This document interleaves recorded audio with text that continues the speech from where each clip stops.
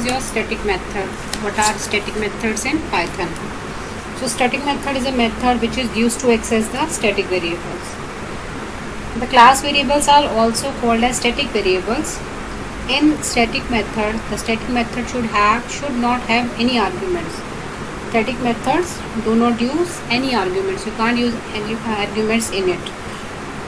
To use a static method, you should define the method by using the @static method statement. So let's see the syntax. So here's the example. Here same example I'll just copy it here. Here I'll make a class name ex, then assign a variable, then I'll make a static method, that is def read. See, only the difference between simple method and static method is that I'll have to write here @static method at the starting में आपको mention करना पड़ेगा that it is a static method. I have made two static methods. One is your read and second one is your disp. And when you try to access these methods, these will print the values. See here what will happen. I am printing just entering a value 200 and getting the value 200. See, in the above example what I did, the variable a is a static variable, the method read and disp are static methods. So these static methods can access the static variable and do not have any arguments, as I discussed earlier that they do not use any argument within the these parentheses, these functions. Okay, so in the body of method the static variables is accessed with the class name dot variable name, like this. The class name is ex and a is the name of variable. So you can access this method and variable by this syntax. So here's the concept of static method. Now let's see, I have a explanation that a difference between class method and your static method. Okay, so let's see what is the difference. That the class method takes class as first argument. The static method does not take any specific parameters. The class methods can access and modify the class state, but static methods cannot access or modify the class state. Class methods take the class as parameter to know about the state of that class, but the static methods do not know about the class state. These methods are used to do some utility tasks by taking some parameters. For this purpose, @class method decorator is used here, but for static method we used @static method decorator is used. Okay. So now move to next data is the class specifiers, public, protected and private. So these specifiers are basically used to protect the data. You want your data to used by public, or you just want to hide the data, that do you use private. Protected will be used in the case of inheritance. So if an identifier doesn't start with an underscore, it can be accessed from outside. As I make an example in that, I'll use a read function that is in front of I'll use double underscore, that means that represents the private method. Data can be protected by making members private or protected. Instance variables name starting with 2 underscore characters and cannot be accessed from outside the class. The private and protected variables cannot be accessed outside from the class, at least not directly. If you want to access them, then you need to use them in a public method. Then by the help of creating the object of class, you can access them. That means private data A can be accessed by the following name: the name of the instance dot the class name. If an identifier is only preceded by 1 underscore, that means it is a protected member. So if no underscore, then public. If single underscore, then protected, and double underscore represent private. So here is the example. If no underscore, then it is public, can be accessed from inside and outside. If 1 underscore, that is protected, like a public member, but they should not be directly accessed, only used by the class which inherits this. Protected will always use in case of inheritance, where base class and derived class concept is there. Next is the double underscore and the name. So that is represents the private part. That means if you want to hide the data, then you use private. Okay. So now next is your data hiding. What is data hiding?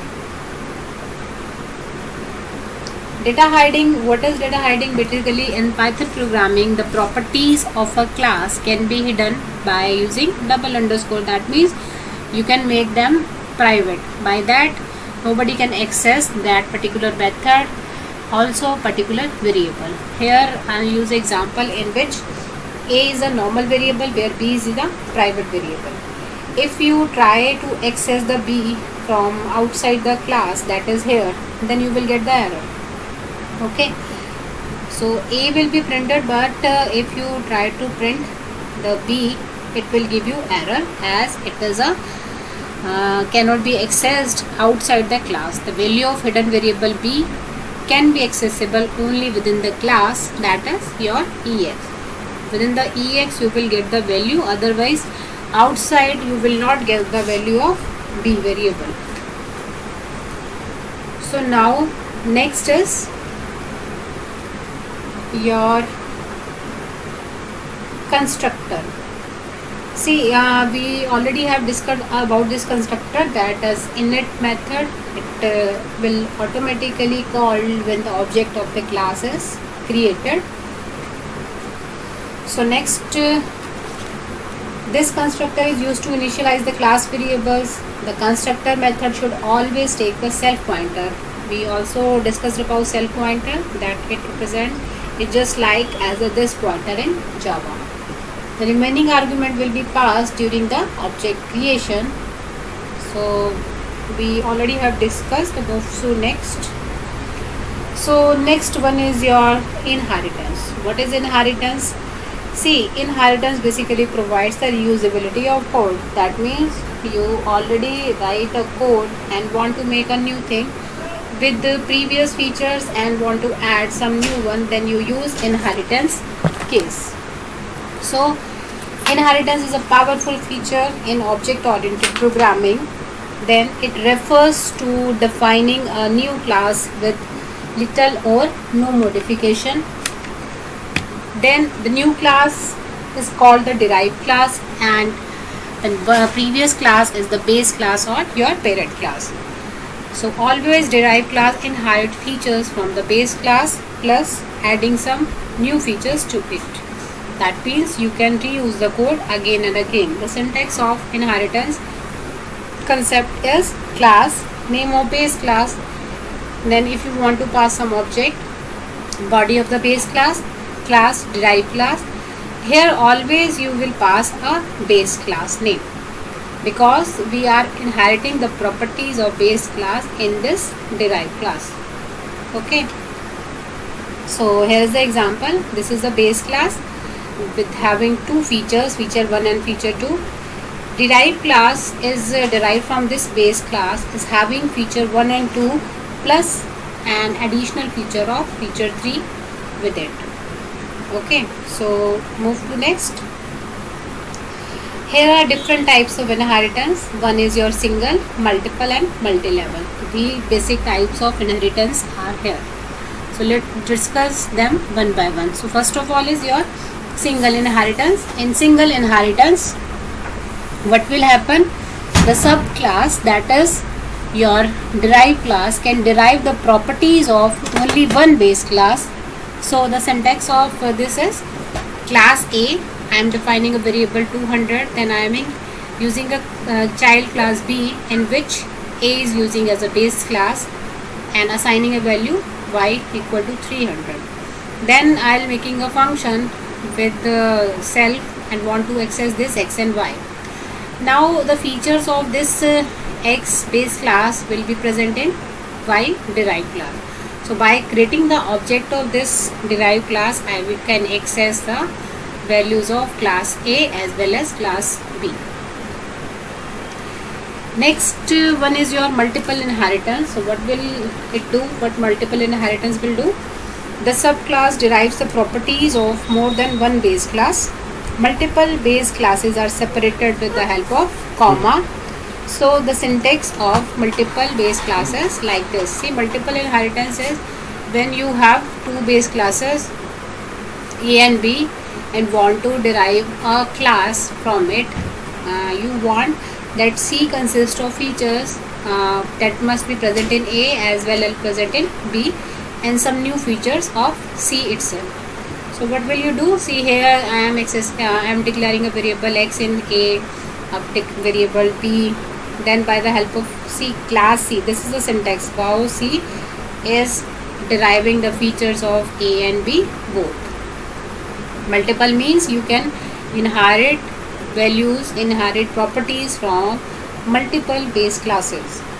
So simply, if you want to access all the features like x, y and z, then make an object of C class and you can access these values.